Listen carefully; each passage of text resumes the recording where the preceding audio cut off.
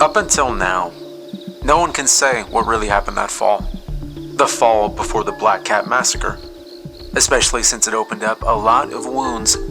Old friends turned enemies, and no one especially wants to admit how close they were to committing the same atrocities that led to the tragedy at the Black Cat Motel. Now, to understand how one small town could commit such a horrifying crime, we must go back to what started it all. We must examine the source and how it poisoned an entire community. It may have taken 40 years, but the events surrounding the disappearance of one young girl shook Pineville to its very core, and in doing so, it caused a chain of events that unleashed an entity of pure chaos. Now, legend has it that the heavy metal band Corpse Rot were on their way to Cleveland. They stopped in Pineville for a night back in the fall of '82. Their tour van had a flat. All the tire shops were closed until morning, so they rented a room at the Black Cat Motel and hit downtown in search of a good time. Pineville's one and only Main Street didn't have much in terms of nightlife. There was the Busy Bee Bar. On Sundays, they only offered beer and a single pool table that wasn't really open to non-locals. The other only option was Bepp's Drive-In. It was a burger joint where the servers roller skated to your window and delivered food with a smile. 4 beers in at the Busy Bee, and the band was asked to leave. They'd gotten into a scuffle with a regular. The name of that patron was never released to the public, but I believe it was a man named Ken Shelton. After getting tossed, Corpse Rot stumbled out into the night. They made their way down the road, drawn to the loud neon lights of Bepp's Drive-In. This was where the band met Kellyanne Curtis. 17-year-old Kellyanne was born and raised in Pineville, but she longed for a better life. She was working at Bepp's in order to save money for college. Her parents were proud of her, though they didn't show it much. She was popular and well-liked. Few people had anything bad to say about the girl. Kellyanne also often spent her weekends volunteering at the Senior Center with the Meals on Wheels program. She delivered food to those who had trouble leaving their house. Again, Kellyanne delivered their meals with a smile. Her presence in town was nothing but positive. Which is why her sudden disappearance was so devastating to its residents. Kellyanne's best friend, Ruth Myers, told officials that she saw the band flirting with her when they ordered. They hung out at one of Bepp's rarely used tables and banged on the trash cans. They whooped and hollered until Kellyanne skated out to serve them, as usual, with a smile on her face. Ruth said that she was surprised to see Kellyanne flirt back with the band. When one of them smacked her bottom, she responded with a wink and a wiggle. It disgusted young Ruth. To her, it seemed out of character for Kellyanne. She was the polished, straight-A student and cheerleader, the perfect all-American small-town girl. Regardless, it was clear that after finishing their meal, Corpse Rot lingered at the tables until the end of Kellyanne's shift. Some reported that the band may have been smoking something not entirely legal, but those claims were unsubstantiated. No evidence of illegal substances was ever recovered from the diner. Kellyanne wished her co-workers a good night and left at the end of her shift. Now, many people say that they can swear to the fact that Kellyanne left willingly with the band. They say she was laughing and even riding on the shoulder of one member as they walked back to the Black Cat Motel. This was the last time anyone in Pineville would see Kellyanne Curtis, but the events surrounding her disappearance would echo through the town for decades. On the morning of October 30th, Kellyanne Curtis was gone. The band, Corpse Rot, checked out of the motel at 9:27 a.m. They went directly to the tire shop. Their tire was replaced, and they were on the road by 10 o'clock. It's unclear which members were present when the tire was fixed, but it's possible a few stayed behind in the room even after checkout. This was because it was reported that the van stopped at the Black Cat one more time before leaving town for good. Some believe Kellyanne got into that van willingly, while others believe she never got on at all. Sometime after 1 in the afternoon, the maids discovered the horrific scene the band left behind. The police were called at 1:17. What they found was beyond anything the small town has ever seen. All 4 walls were covered in thick splatters of blood. Worse, they were smeared around to form strange satanic symbols. Black wax had hardened into the shape of a pentagram on the carpet floor. On each point, it was obvious that candles had been lit, melted, and removed. The air in the room was still thick and sooty with cigarette smoke. Vomit was found in the bathtub, sink, and toilet. Broken glass from empty bottles was scattered across the entire length of the room. The vanity mirror outside the bathroom had been smashed, leaving a spider web of cracks with a bloody handprint at the center. The immediate horror led to a hasty decision by the motel management and Pineville police to clean up the crime scene as quickly as possible. At the time, it was believed that the blood and damage were just the usual antics of a heavy metal band wanting to project a certain image. At the time, no one knew if Kellyanne had been in the room with them. Needless to say, the cleanup meant there's very little evidence the police could work with when she was finally reported missing. Some believe that the band sacrificed Kellyanne to the devil in order to gain fame and fortune. The only problem with that theory is that Corpse Rot never found fame nor fortune. Their follow-up album, recorded after the Black Cat incident, failed to even chart. The band broke up shortly after.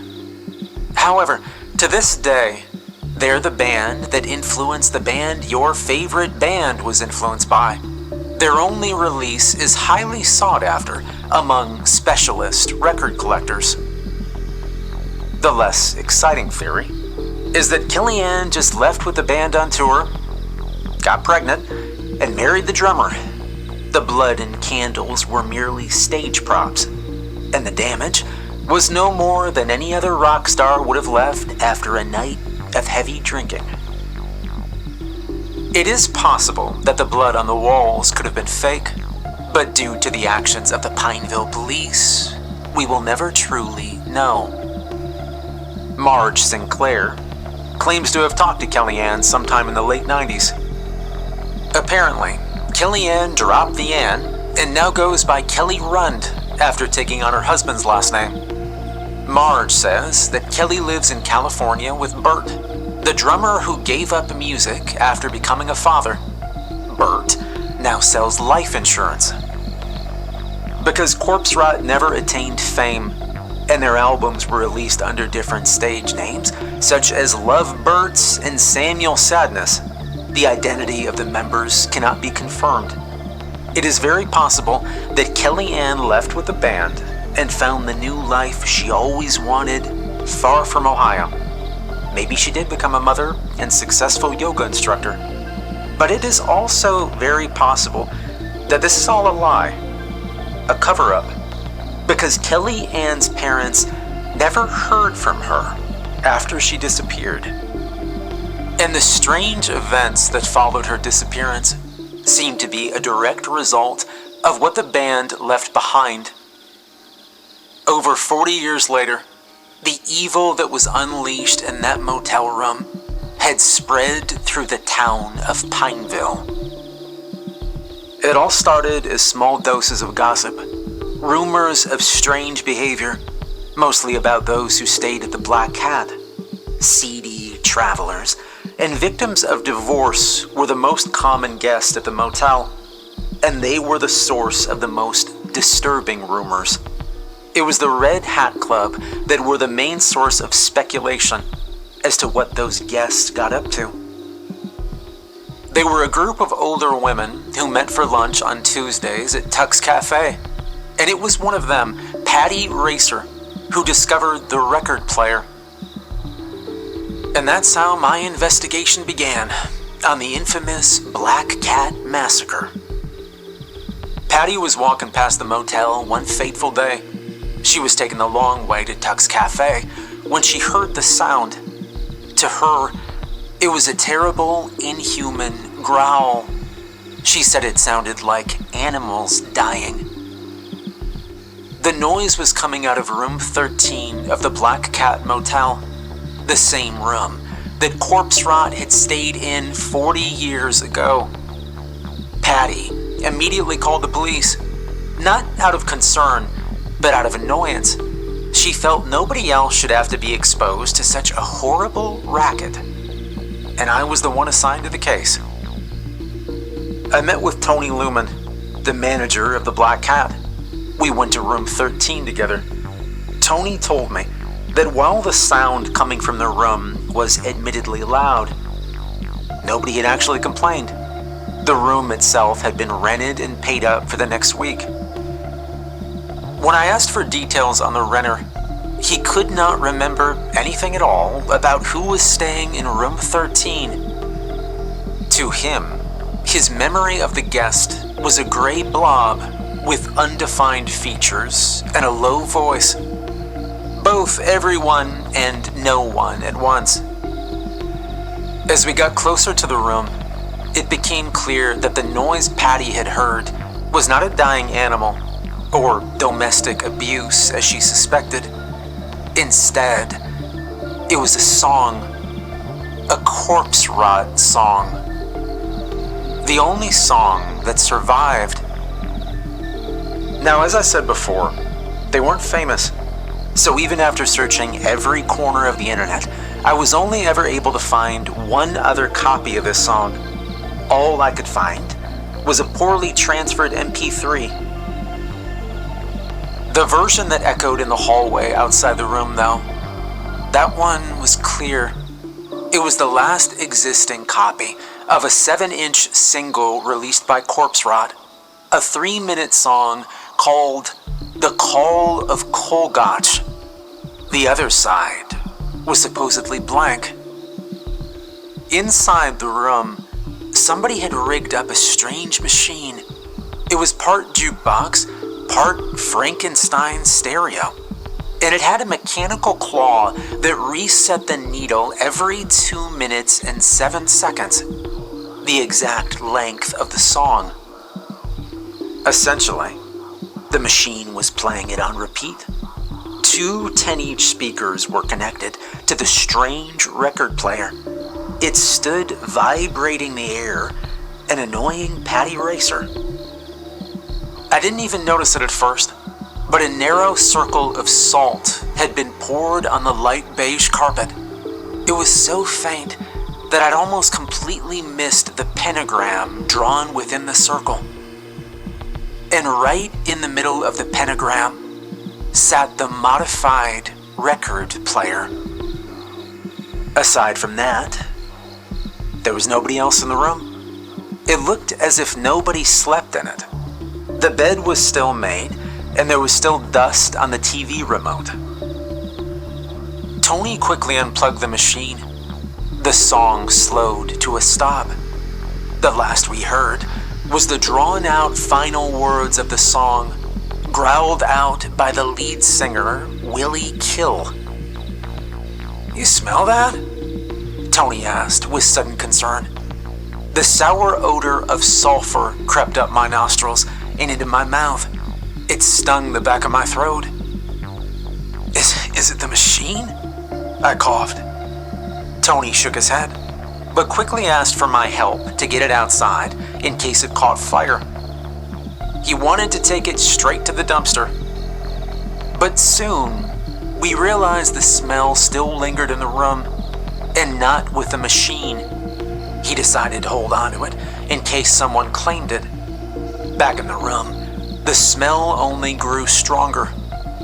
It got to the point where we both had to leave. Tony later told me that the guests in the rooms next to it needed to be moved as the smell kept getting stronger. The next call came before breakfast the following morning. The coffee was still hot in my mug. Reports of disturbing graffiti poured in from concerned citizens out on their morning walk. The long brick wall of the Busy Bee bar had been vandalized. There was something carved into the whitewashed wall, revealing the red brick beneath. It was like scratches in blood. The word stood out in bright red letters. Kolgach. The letters were hard to read. It was as if it was written with a forbidden alphabet that only vaguely resembled English. At the time, I had no idea what it meant. It was later on that I realized it was in reference to the cursed song. The owner of the Busy Bee, Gloria Tweed, did her best to cover it up, but multiple coats of paint and filler still failed to hide the ominous word. The most disturbing thing, though, came shortly after the carving was discovered. When I arrived, Gloria had covered her face with a shirt tied around her mouth. She coughed through the fabric, asking me what it means. I'd opened my mouth to respond, but quickly choked on the thick, lingering stench of sulfur. Gloria had no idea where the smell was coming from. She supposed it was coming from the sewer grate nearby. That smell lingered for nearly an hour. The source remained a mystery. But part of me figured we'd never find it. As the case developed, the more I was sure this wasn't the work of someone made of flesh and bone. The next few days were largely uneventful. I did receive some calls of missing pets and strange sightings, but those types of calls were normal for a town that sat on the edge of the woods. Looking back, I now know that I should have given those calls more attention. I should have investigated those sightings. If I had, I may have prevented what came next.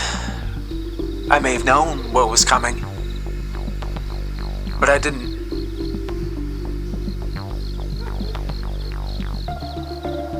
4 days later, the field that separated downtown and the highway was flooded with blood.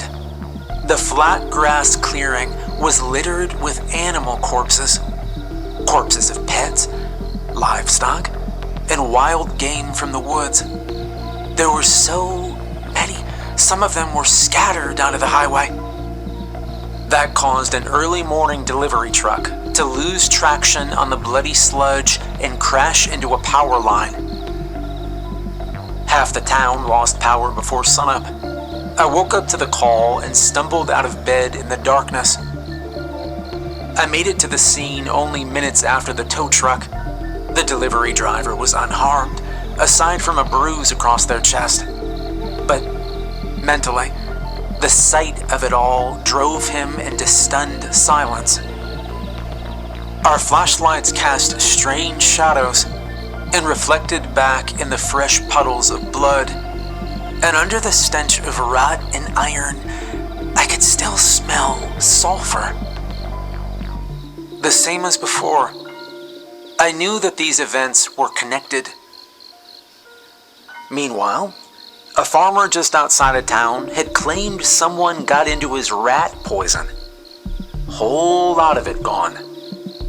Whether the animals got into his poison on their own or were fed it, it didn't matter. It didn't even matter if they were poisoned at all. Most townsfolk chose to believe the cause was something more supernatural, something evil. I found myself thinking the same. The rumors began to circulate almost immediately. People connected the events on their own. Patty's own report of the strange sounds were verified by Tony, and it was clear that the noise was in fact corpse rot. The disappearance of Kellyanne was reopened with fresh accusations. Many believe that whatever corpse rot summoned that night by sacrificing her had been called back to collect payment once again. But by whom? The band? Another follower? A fan, maybe? Who had rented the room at the Black Cat? Who had set up the song to play on repeat? Who summoned the demon that was now wreaking havoc on the small town of Pineville? It became clear to me that if I could figure out who it was, I could possibly understand how to stop whatever was happening. The escalation was horrifying, and the implications of that strange odor were something I don't even want to think about. 2 nights after the incident with the delivery truck, shotgun blasts were heard at 1:15 in the morning. I was one of the first to respond. My bedroom window was just across the street from the gunfire. I was dressed in only my underwear and a t-shirt, but I stumbled out of the door, my rifle in hand. I spotted Ken Shelton. He was an old, skinny man shuffling down the street, clutching a double barrel. "Ken!" I shouted. "Put it down." He continued walking, as if he didn't hear me. My wife leaned out the front door, calling for me in a hushed shout. I waved for her to go inside, but she held out the phone. "It's Ken's wife. Station put her through," she said. I shouted for Ken one more time, but he just continued onward, so I hurried back to the phone. His wife, Mary, was in tears, frantically asking me not to hurt him. She told me he had some sort of break. He woke up in a cold sweat and left the house without a word. She didn't even know where he'd gotten the shotgun. She followed him, but after he fired the first shot, she ran into a neighbor's house to call the police. Knowing that it was my street, they forwarded her to me. Backup was on the way, but she wanted me to try and talk him down before other people showed up and things got ugly. I told her I would do my best. I hung up and put down my rifle. The grass in my yard was cold and stung the soles of my feet, the cold dew making it more painful. I really wished I'd grabbed my slippers, but there was no time. Ken, what are you doing out here?" I shouted to him, walking over as quickly as possible without alarming him. "Ken," I said, and he finally turned, surprised to see me standing 30 feet away. His glazed eyes became clear for the briefest moment as he tried to explain. They're back. They brought it back. They told me they'd do it 40 damn years ago. I told them God wouldn't allow such a thing. But they used that young girl to find a way around God's will. They made a deal with the devil, and the devil sent a minion." Ken's head snapped forward then, as if he heard something only he could hear. His eyes glazed over again, and he raised the gun. Ken, no," I said. And he pulled the trigger. Red and blue lights flashed across the trees as a patrol car came across the corner. Ken didn't seem to notice, but if he did, he didn't care. Instead, he reloaded his gun, pulled it to his shoulder, aimed, and fired. I'll never know what he was shooting at. But the shot exploded into the darkness, bouncing off some metallic siding and an aluminum mailbox. I heard a shout from a house somewhere ahead, an angry grunt from a neighbor that remained hidden by the dark. Another voice screamed from a different direction, and I suddenly found myself surrounded by terrified voices, calling for someone to do something. Unfortunately, somebody did. A gunshot rang out in the dark, but this time it wasn't from Ken. The old man quickly crumpled to the rough asphalt of the street. Blood began to pool underneath him. I screamed into the dark, asking who'd shot him, but nobody answered. Nobody came to help Ken either. Nobody but me. When I reached his limp body, he looked up at me, terrified. I missed it, he mumbled, as the light left the old man's eyes. And then the subtle sting of sulfur drifted in on the midnight breeze. By the time dawn came, every witness claimed to have heard the shot that killed poor Ken Shelton. But each one heard it come from a different direction. The bullet that entered and exited Ken's body was never found. The general consensus around town was that it was justified. Doesn't matter who fired the shot that killed a man who lived his whole life alongside him. It was self-defense, they said. A sad but necessary action in order to save everybody else. One shot, one death, to save the lives of others. If only they knew that poor Ken was trying to do the same exact thing for them.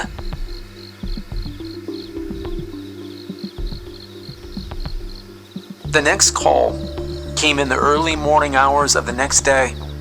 Gorman's butcher shop had been broken into and looted.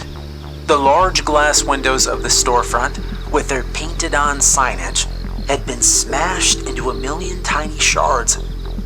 But nobody heard it happen. The strange events surrounding Ken's death seemed to overshadow the robbery on Main Street.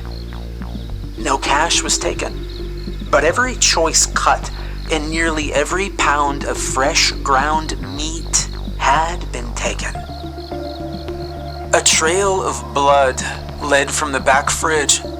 It went straight through the window and onto the street. Strangely, only lamb remained in the refrigerator. The most unsettling and confusing aspect was the footprint found in the largest puddle of blood.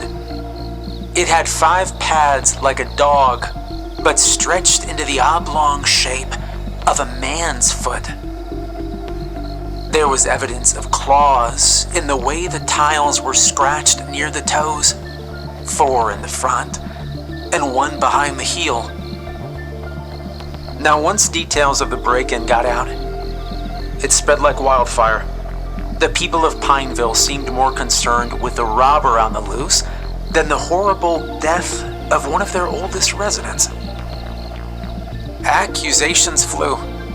The Red Hat Club immediately blamed Chad Brimley, a hobo who camped near the river for most of the year. Chad would usually leave once winter came, so the timing of the break-in cast a lot of suspicion his way.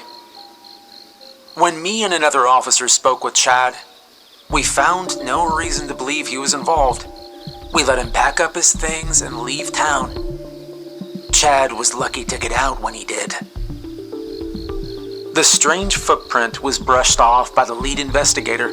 He blamed a stray dog for the odd print.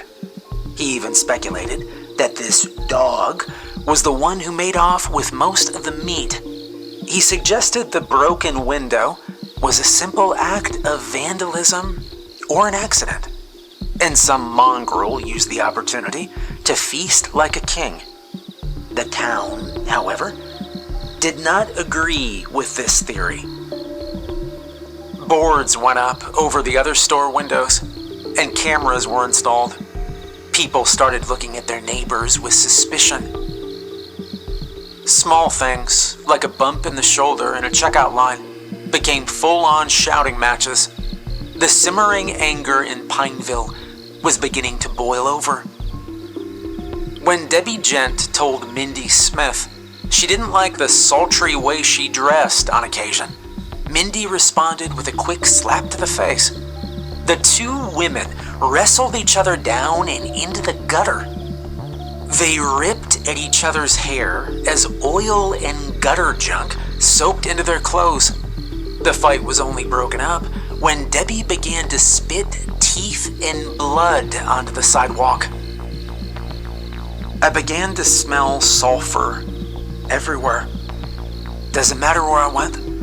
The rotten odor followed, and it seeped into every airway. Those cameras that were quickly installed only added more fuel to the fire. More than one resident claimed that someone had tampered with their cameras.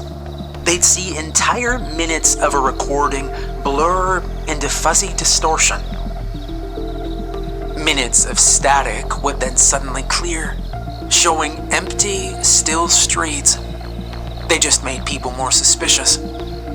However, some of the more level-headed folks pointed out that the same company had installed all the cameras in town over the course of a few days. It was hard work done quickly, so mistakes could have happened. Everything seemed to come to a head on October 30th. A town hall meeting was called to discuss the unraveling order in the town of Pineville. There were many theories shouted across the podium. A lack of faith, an abundance of sin, a poisoned water supply, a psychic invasion. But the one that most agreed on was a curse. Even those who hadn't heard about the record playing at the Black Cat had blamed corpse rot. No one forgot the chaos they left behind and their involvement in the disappearance of Kelly Ann Curtis. Mayor Klein faced heated accusations of betrayal from the citizens when he tried to challenge this particular theory. Nobody wanted to hear it. The meeting would most likely have ended in a riot, if not for the sound of a fire truck outside. I was sitting near Mayor Klein, hearing the complaints and concerns of the people, when suddenly, those seated at the back rows began to file out. The shouts quieted to confused murmurs as the room emptied. I pushed my way through the crowd and into the sunlight. Two large pillars of black smoke came from the Black Cat Motel. A stunned silence fell over the crowd. Everyone froze in place, except for me. I ran as fast as I could, across the road and through the empty grass lot. The flames reached up to the sky between the thick black smoke. I could smell the sulfur stronger than ever. I could smell it long before I reached the inferno. Tony Lumen stood in the parking lot, watching the blaze. He turned to me, calm and collected. "I forgot the candles," he said. My immediate thought was that a forgotten candle had started the fire. But I was wrong. He looked back at the fire. The damn candles kept the thing contained. I didn't realize it. "What are you talking about?" I asked, confused. And momentarily, I forgot about the fire. Tony turned and casually walked back towards the lobby, letting the fire burn wild behind him. I chased after him, yelling, "What do you mean, Tony? Is anyone in there? Are there guests inside?" But he didn't answer. He just let the door close behind him. I ran inside, throwing the door open, and I found him seated behind the desk as if it were a normal day. Behind me, the fire grew. Tony looked up with tears in his eyes. I tried to do it like they did. I just needed one little thing, one little ask. I wanted her to love me. She never noticed me, and I needed her to love me. I figured it worked for them. It must have, because Kelly Ann would never have left otherwise. I loved her, and I just know she loved me back. We weren't steady, but we were gonna be. then she was gone. Whatever they did, it worked on her. He held in his hands the record sleeve to the one and only Corpse Rot release. Their name was in a nearly unreadable font. And I noticed that the album art showed a motel room, an eerily familiar room covered in blood, with a pentagram constructed with salt and black wax candles. At the center sat a young, grinning woman wearing roller skates and licking a knife covered in fake blood. Tony ran his fingers over her face, silently confirming what I already knew. It was a 40-year-old photo of Kelly Ann Curtis in the same room that was now burning behind me. Tony looked up at me with tears in his eyes and said, "Part of me believed that she ran away, and all the rumors were false. So I had to try. Somehow it worked, but not the way I thought. They did sacrifice her. Whatever they summoned killed Kellyanne. Because once I unleashed that same horror..." He fell silent. Shame washed over him. "What are you saying, Tony?" I asked, afraid of his answer. And he just pointed behind him at the broom closet. Don't worry though, I think the fire got it. I set it on fire once I realized what it wanted. But I was too late. I thought she was coming to see me, but for some reason she went to that room first. And it got her. Like it probably got Kellyanne. As I reached the door, the strange smell of sulfur grew more intense. I turned the knob, opened the door.